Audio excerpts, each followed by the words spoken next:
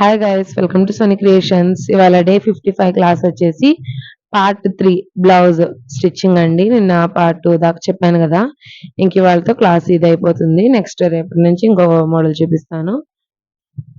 ఇంక ఇది వచ్చేసి స్టిచ్చింగ్ ఇప్పుడు మొత్తం అయిపోయింది కదా. Neck piece joint cross pieces ఇలా తీసేసుకోండి. క్రాస్ పీసెస్ తీసేసుకొని జాయింట్ చేసుకోండి మీ దగ్గర ఉన్న క్లాత్ తోనే.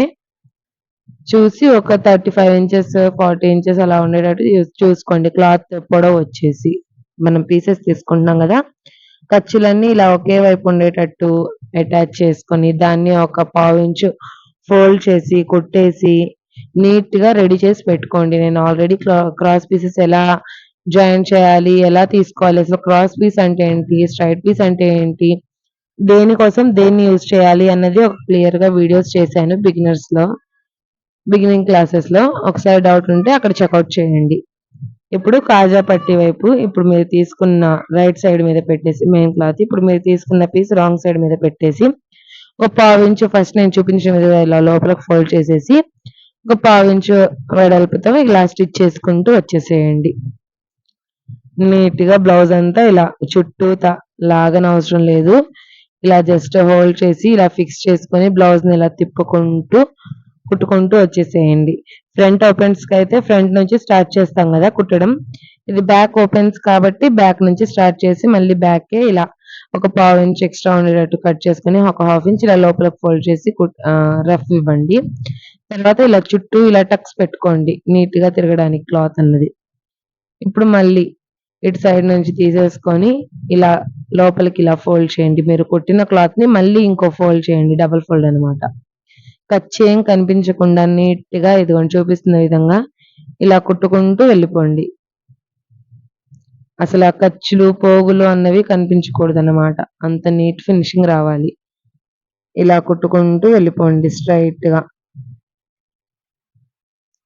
ఏమైనా డౌట్స్ ఉంటే నెక్ పీస్ లో కానీ ఏమైనా కామెంట్ చేయండి, నేను రిప్లై ఇవ్వడానికి ట్రై చేస్తాను.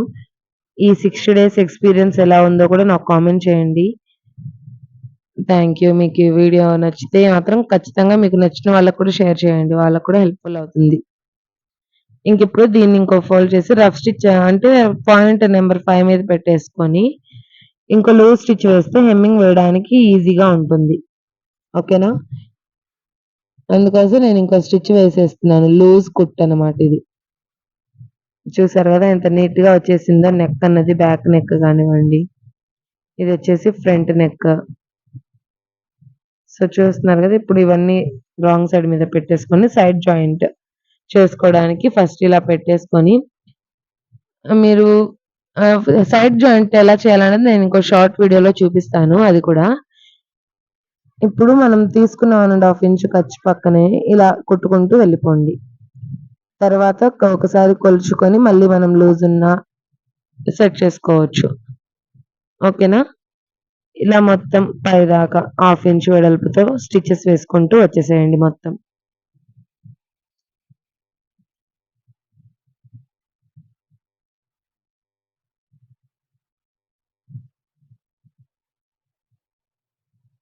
ఇలా ఎక్స్ట్రా ఉన్న పీసెస్ ని కట్ చేసుకొని నీట్ గా స్ట్రైట్ పీస్ వచ్చేసేటట్టు థ్రెడ్స్ ని కట్ చేసుకోండి. నెక్స్ట్ ఇది కూడా సేమ్ ఇలాగే 1కి 2 సార్లు చెక్ చేసుకోండి, ఆపోజిట్స్ లో పడే అవకాశం ఉంటుంది. ఇప్పుడు మనం నడుము లూజ్ తీసుకుంటాం కదా స్టార్టింగ్ లో 7.5 ఇంచులు, అలా 7.5 ఇంచులు పెట్టుకొని కూడా తీసుకోవచ్చు. స్టిచ్చింగ్ అనేది ఇలా స్టార్ట్ చేయవచ్చు. సైడ్స్ ఈ సైడ్ జాయింట్ మీదే ఆధారపడి ఉంటుంది. సో సైడ్ జాయింట్స్ మాత్రం నీట్ గా పర్ఫెక్ట్ గా చేయడానికి ట్రై చేయండి. నేను ఫస్ట్ వీడియోలోనే చెప్పాను స్ట్రైట్ గా ఎలా రావాలన్నది. ఇప్పుడు మీరు తీసుకున్న బ్లౌజ్ తీసేసుకొని కాజా పట్టి నుంచి ఇలా మళ్ళీ ఉక్స్ పట్టి దాకా ఇలా మొత్తం చెక్ చేసుకోండి. లూజ్ వచ్చిందా, టైట్ వచ్చిందా, హ్యాండ్ లూజ్ ఉందా, టైట్ ఉందా, అన్ని ఇలా చెక్ చేసుకోండి. ఇదిగోండి ఇలాగనమాట.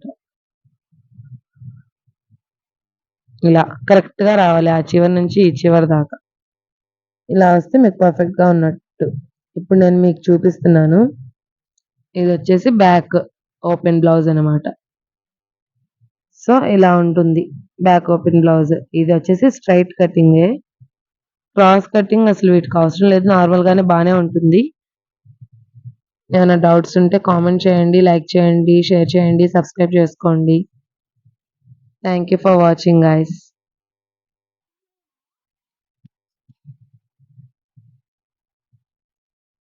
ఈ ఉక్సులు కాజాలు కూడా కొంచెం దగ్గర దగ్గరకు వేసుకోండి వెనక. అప్పుడు కొంచెం బ్యాక్ కదా కొంచెం